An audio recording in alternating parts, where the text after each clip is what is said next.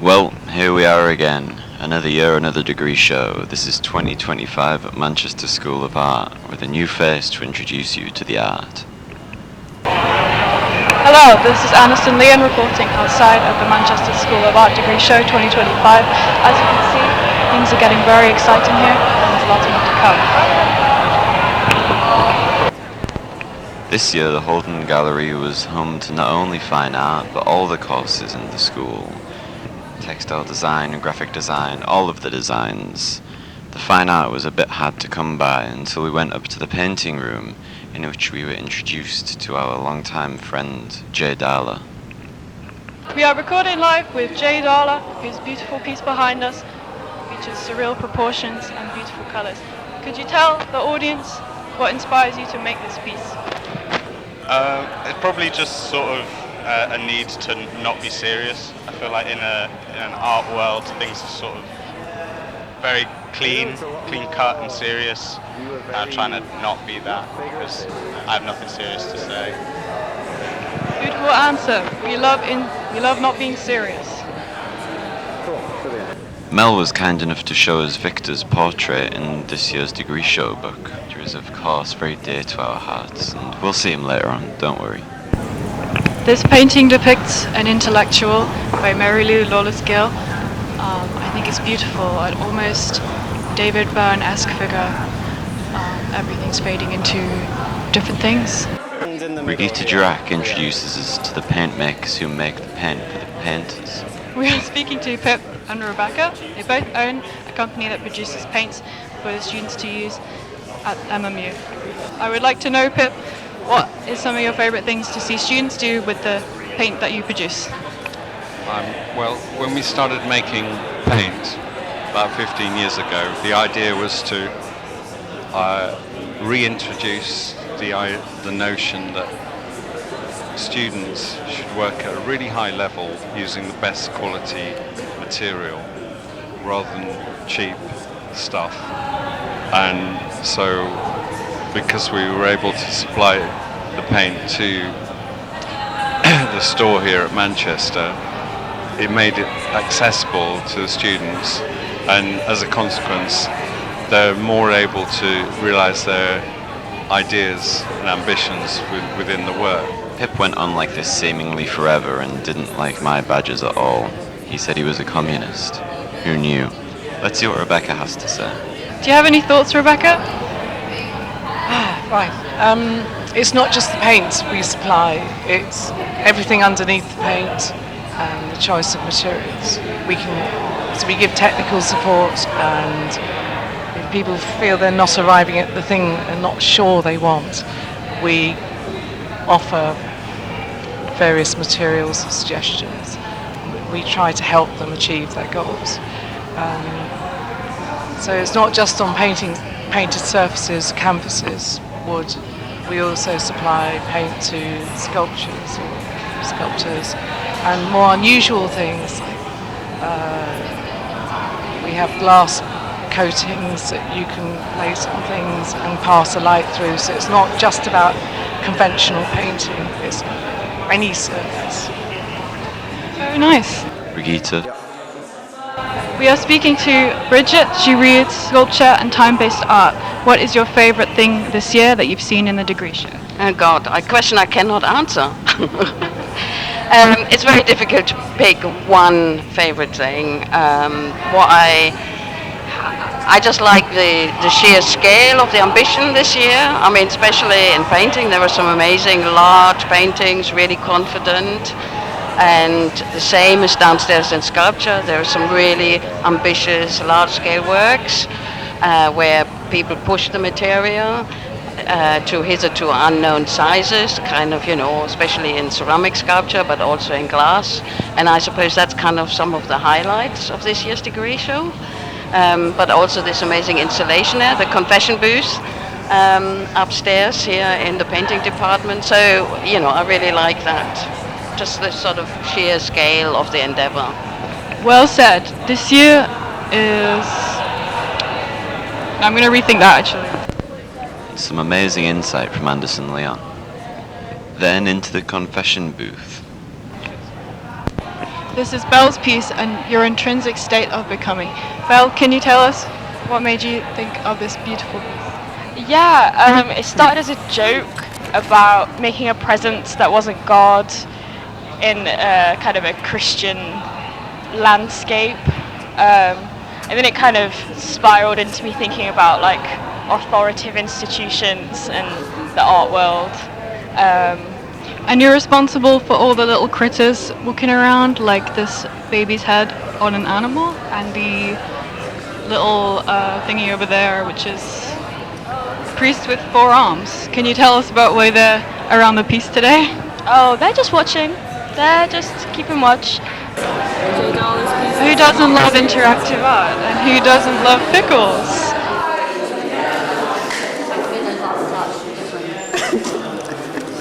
J. Dollar's piece, this is not a table, it's just a pickle. After a mid-report snack, we run into Nancy Lawford and see what she has to say about the whole affair. I'm with Nancy Lawford, who graduated from VA Fine Art last year. And now Nancy, can you tell us, how does this differ from last year's show? I feel like this year there's quite a lot of, there were really strong painters with us in our cohort last year, but this year it's quite painting heavy, which is quite nice, because I'm a sculptor and I don't engage with painting much, so it's really nice to engage with really strong paintings. And the people just kept on coming. Finally, we see Victor Manuel, and then Mary Lou Lawless Gill. We're here with Mary Lou Lawless Gill. How does it feel to have won the Manchester Academy Prize for your beautiful art? Feels great. Wasn't expecting it, was I? It feels like what is so good about it is that all of my friends, all my fellow painters got awards as well. So it wasn't just me, and we all just got to like do it together. So great, so much fun. The aforementioned Jay Darla also received an award. Nicholas Pellegrino literally takes the mic. We're here with Nicholas Pellegrino, who does fine art. He has some words. So should I take this, or should I? Oh, sorry, I don't know what to. Thank you. Nicholas Pellegrino here. I've got a few words to share on this momentous occasion. I first want to say thank you to everybody, including Wren, who is behind the camera, just for showing up for this spectacular day. Now, to put in words can be a hard thing, rounding up these 3 years at this institution, this place, meeting people, friends and foes, but at the end of the day, we've all made it to today for this spectacular event. And what else can I say about that? Shout out Benzie Wanderers, we'll never forget about them. But take care, this is Nicholas Pellegrino. Thank you. Thank you very much. Thank you. And after finally escaping the painting room, we make our way down to the basement where they keep all of the sculptors out of direct sunlight. Anderson gives some more thoughts on the work. Anderson, what do you think about AI Jesus? I think it is the perfect intersection between technology and religion. It's perverse, it is slightly uncanny, which makes it the perfect representation of religion in this day and age. I have to agree. We run into Charlie Fogg. We're speaking to Charlie Fogg, who studies fine art. Charlie, can you tell us what feelings is your art trying to communicate? I'd say it tries to communicate feelings that arise from being a conspiracy theorist, paranoia, and like questioning, trying to form connections and understandings of disparate subjects. Can you tell us a bit about Rebecca? Rebecca's a mannequin who was named by a steaming drunk Geordie bloke on a train from Manchester to Newcastle. I picked her up from Congleton on Facebook Marketplace and I took her on the train to Leeds, and I had a change over at Huddersfield, I think.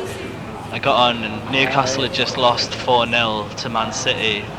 There was all these drunk Geordie blokes on the train. And I walked on with the mannequin and they pretty quickly told me that she looked like a Rebecca, and they were singing to the tune of Ciao Bella, Her name's Rebecca. She is a TOSO and she supports NUFC.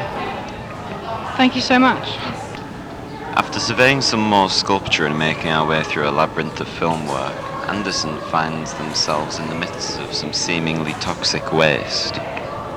Anderson, what do you think of this yellow toxic waste? Very Cronenbergian, says a lot about how our waste habits interact with our bodies, and also I think animals as well. I think it's very like sea creature-esque. I'm looking at a sculpture right now that looks like a sort of half human, half octopus, and the back has been blown off like a anemone, which I thought exactly the same. We then saw the rest of the film work, some beautiful installation work, and had a small peek at the fine art and art history lot.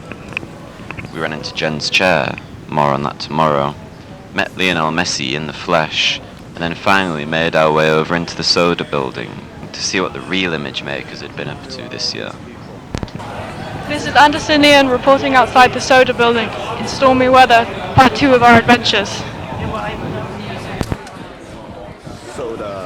Past Mr. Vivo's Sandman and the posters for all the films, we run into the man himself alongside Will Crumpton and FATCANFLUB co-editor Grace Marshall before exploring the photography room for ourselves. We're here with Will. Would you mind telling us what your film is about and what inspired you to make it? Hello, my film is called Exoskeleton and it's a fashion documentary starring a friend of mine, Amelia Wilkie. She kind of creates this big fashion line. I was with her 2 months while she made it, and it's kind of all about the creative process and using unconventional materials, and I don't know, maybe something a bit more personal than that about how she specifically kind of creates. And what is the main thing you were going to take away from your time studying film? I will take away probably a lot of boring technical knowledge. Let's speak to Henry now. So Henry, tell us, what were the main inspirations behind your final film? Killing myself, conversations with my therapist, sand. So amazingly insightful. Thank you, Henry. And Grace, would you mind telling us your favorite thing about this degree show today? Ooh, the degree show. It's just like seeing inside everyone's brains and like the kind of outcome of lots of thinking and making, which is really cool. Yes. Awesome. Thank you, everyone. Anderson Leon, what do you think about photography? Photography is amazing. Obviously, it's amazing to be able to capture something that's half real, half not. And so I think there's so many really talented photographers, especially in this degree show, who they know how to work a camera and create something that's technically representing reality, but they know how to work this beautiful instrument. I'm what you know what I mean. We then find ourselves in Friend of the Flub Fayettie's installation. Blood is coursing through my hard drive. Anderson Leon, what do you think about mobile phones? I think they introduce quite a lot of connected possibilities, which I think on the one hand can be really, really amazing. But I think it's one of those things where you need to be very, very careful about how you handle it. You can't just go in blindly and think, oh, well, this is the way things are now. You have to be like, why is this the way things are? And it's always about two sides. This is the way it is. After a long night of looking at what the kids are calling art these days, we miraculously ran into Messi once more. We are speaking to Martin about their thoughts and feelings about today's degree show. Yeah, as usual, it's super overwhelming, but also really beautiful. I feel like I have to use this as scoping out what I'm going to come back and really sit with. I've really I'm biased because I'm friends with them, but Alex's Minecraft video in their installation, they're farming in Minecraft. That's my favourite, but At this point, the camera cuts as the team heads to Sandbar for some critical capital N networking. after we ran into Adjourner Prize 2025 nominee Jacob Rogers and heard some absolutely unprintable gossip from Lydia Marshall, it all turned into a bit of a blur. We find ourselves on day 2 as follows.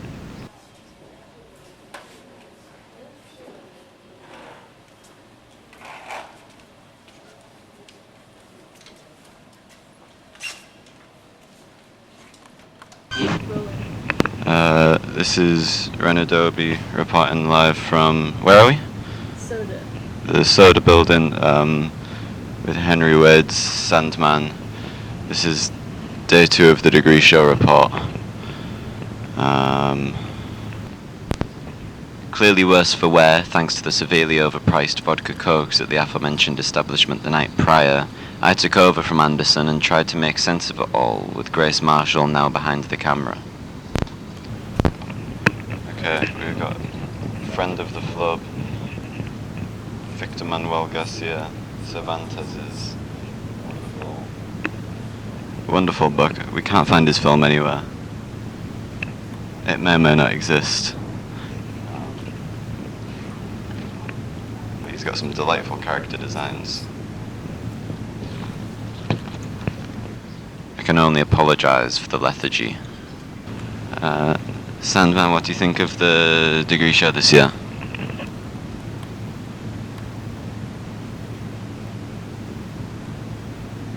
Yeah, I couldn't agree more. Making our way back into the Fine Art building, we did another sweep, making sure not to miss a single piece. I think this is a smaller exhibition. Inside of the big exhibition.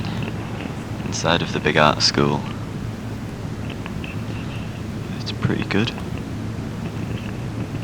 Some lovely ceramic work, some lovely textile work. Lovely sofa. This is Wren Adobe reporting live from the Manchester School of Art Degree Show 2025, exclusively for the FATCANFLUB. The show is called In Bloom. Let's see if the artwork smells as good as it looks. Your guess is as good as mine. We wandered around the Holden for a while, able to take more of the art in now that the crowds had dispersed. We met up with Iona Ford's Landlord sculpture, Richard Nixon, and even a rare instructional score by Kit King. Go to the corner shop and ask if they have any good rumours. Make a clone of yourself to try out new haircuts. Build a life out of bus tickets. Speak in points for a day, then lines. Add sides until you are talking in circles. Turn into an animal. Tell your manager you will be late as a result. Buy a fruit you've never tried and taste it. Don't tell anyone what you did. Dance next to a wind turbine until someone falls in love with you. Invent a machine that does what you always wanted it to. Make soup every time you get older.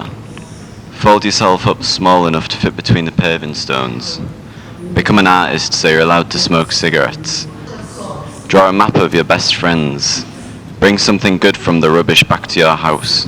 Play loud music in the woods until someone notices. Take a vow of celibacy. Break it whenever you feel like it. Make up a character in your head and dress like them tomorrow. Ask your weed dealer how their day was. Get nostalgic. Do the same thing for so long that it becomes something else. Cut the last 10 years off your back so you can have a proper look at them. Hypnotize a squirrel to impress your in-laws. Hold on just a goddamn minute. Say words that feel magical and see what happens down the line. Attend your own funeral fashionably late. Draw an outline around yourself. If it stops fitting, draw another. There was beautiful cyanotype work, interactive hopscotch, and even a shout out to the FATCANFLUB. In another room, we once again said hello to Nick Pellegrino, some AstroTurf poetry, and a few paintings which we had to centre for this review following art school convention. You cannot be having that in an art school. Ever the comedian. We then went back down into the basement. So nice we had to see it twice. It's Charlie Fogg's dual channel masterpiece. If someone was trying to convince me nothing had happened, this is exactly how they would have done it. Grace Marshall, what do you think of Charlie Fogg's degree show work? I've never seen anything like it, life-changing. I just don't really know what I just saw, but it was an experience I'll never forget. Charlie might be the one. Agreed. We then got into the real nitty-gritty. What do you think about this? What do you think about this degree show in comparison to last year's? It's definitely very different, which is interesting. Different types of art are on display. Lots of art. At this point it became clear that I wouldn't last much longer. My mind started wandering down the road to an establishment that promised greasy delights and headache cures. I'm really hungry. I want a Popolino's. Maybe pepperoni pizza with some onion rings. And like a Pepsi, full fat this time, no messing. And this for the real flubbers. Smoking chair D and then reconstructed in the flesh. I'm not sure whether we put enough weight on it last night, but this here chair is the exact one featured in FATCANFLUB Issue 1/7. We thought it had been destroyed, but here it is in all its glory. Regards to Jennifer Quinn Hook and the rest of the lot who made it. Jennifer, what's happening after this? Where's it going? And now on the dreaded painter's floor. Only legend tells of what horrors occur when artists are given a brush and some colour. Grace Marshall, what do you think of painters? I've barely looked, I just walked in. Idiot wind, blowing like a circle around your skull. Take it away. Idiot. The fumes were clearly getting to me. Grace ran away to hide in the confession booth before giving her final thoughts on the show. Grace, what did you confess in the confession booth? It's between me and the priest. I see. So Grace, after having seen all the painting, what's your verdict? I don't know what painting is anymore. What is paint? Good question. Chemicals. What are chemicals? Science. What is science? A construct. Ain't that just the truth? And what do you make of the degree show in general this year, having now seen it all? I'm still processing everything. There's like a lot of stuff. And with that riveting review, we leave you here. Well, here we are at the old School of Art. Yeah, it's fine, and I'm hungover. This is Wren Adobe, signing off.